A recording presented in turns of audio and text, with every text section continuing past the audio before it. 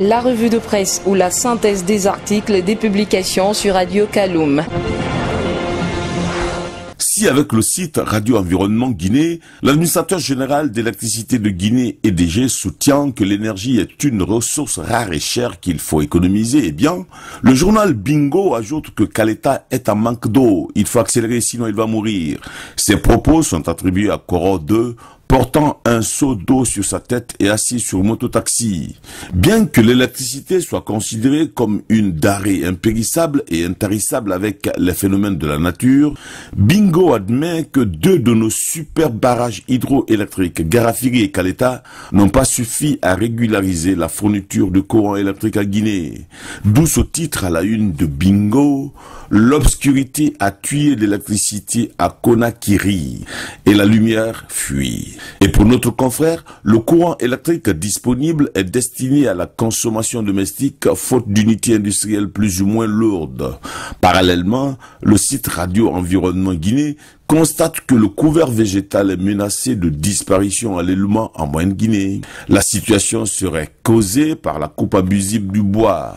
Cependant, l'élément qui se vide de ses forêts, renchérit Guinée News, abrite actuellement un gisement touristique par excellence, inexploité et méconnu. Notre confrère titre d'ailleurs sur la découverte des échelles de Jinkan datant de plus de 3 siècles et fruit de l'œuvre humaine. Les premiers habitants de Jinkan avaient réalisé ces échelles pour rallier le bas-fond, zone propice à l'agriculture et à l'élevage. C'est un site merveilleux et particulier à découvrir à Jinkan. Outre la roche sculptée de Jinkan, la montagne de Wolun, l'ange gardien de l'Eluma, la gigantesque roche épargnée de Tunti ou Tunti Maladé et la passerelle traditionnelle appelée Pont de Kassa, les échelles de Singandé seraient aussi le symbole du génie créateur de l'homme et l'unique liaison avec l'Eluma Centre. Pour Guinée News, les échelles de Singandé sont plus longues, plus effrayantes et plus visibles que celles de Jinkan. Et puis, au moment où soleilfmguinée.net traite du lancement par le chef de l'État des projets d'électrification rurale dans plusieurs localités dont Sugueta et Timbitouni, Guinée News se fait l'écho de la mauvaise gouvernance locale et du détournement de plus de milliards de redevances minières destinées à la sous-préfecture de Samaya à Kindia. Par ailleurs, avec Guinée News, le congrès délocalisé du SLEG a été perturbé par la police et des syndicalistes proches d'Aboubacar Souma ont été arrêtés vendredi dans le secteur de la mosquée Faisal à Conakry. Des journalistes même ont été menacés. Le ministre conseiller à la présidence a entamé des discussions avec le leader Aboubacar Souma. Or, dans le bras de fer État-SLEG, le ministre Ibrahim Khalil Konaté, depuis Kissidougou, a proféré des menaces à l'endroit des enseignants favorables à Aboubacar Souma et ses proches. Kaokare s'oppose à une éventuelle grève des enseignants et menace même de bloquer les salaires des intéressés. Et sous le fil de Guinée News, Aboubacar Souma et ses camarades du SLEG se battent pour l'amélioration des conditions de vie des enseignants. Et malgré l'intervention des religieux pour la levée du mot d'ordre de grève, le gouvernement n'a jamais respecté ses engagements. Avec Guinée7.com, on assiste alors à une inflation d'exclusion. Exclu du SLEG et de l'USTG, le camp Aboubacar Souma exclut à son tour Lumbemba Souma et compagnie du SLEG. Et pendant qu'à l'Abbé, la partie civile réclame plus de 3 milliards de francs guinéens, tout préjudice confondu, au colonel Issa Kamara dans le dossier des violences de juin 2016 à Mali, eh bien avec soleilfmguinée.net, les parents des victimes du Camboro du 25 janvier 1971 réclament également justice. Et puis en politique, Guinée News fait état des campagnes électorales 2018 marquées par les violences à Timbi Madina.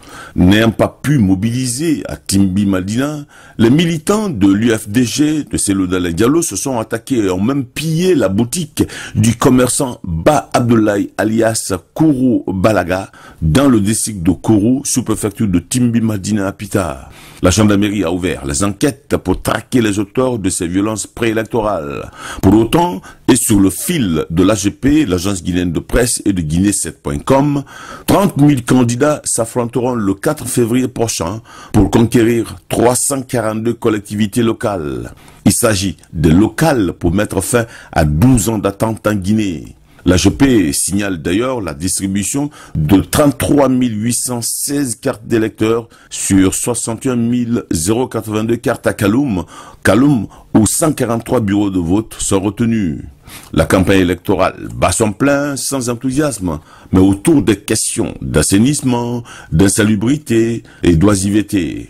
Outre la mise en place de l'unité spéciale de sécurisation des élections locales UCEL, l'agence guinéenne de presse, l'AGP, révèle que le candidat UFR de Bokeh, par exemple, promet l'adduction d'eau, l'électricité et la lutte contre les ordures. Cependant, dans les colonnes de Bingo, la Guinée regorge de nombreuses montagnes d'ordures et d'immondices que les autorités guinéennes devraient proposer aux Ivoiriens pour transformation en engrais. Et pour Ristoun, écrit Bingo, on aurait gagné d'ailleurs un environnement propre et sans moustiques, un emploi garanti pour des centaines de milliers de jeunes chômeurs. Les affiches multicolores dans les recoins de la cité avec effigies sur banderoles, des slogans pompeux et le parrainage des manifs empêcheraient tout peuple laborieux à mieux s'occuper de son développement, conclut Bingo. C'était la revue des publications aux presses hebdo sur Radio Kaloum.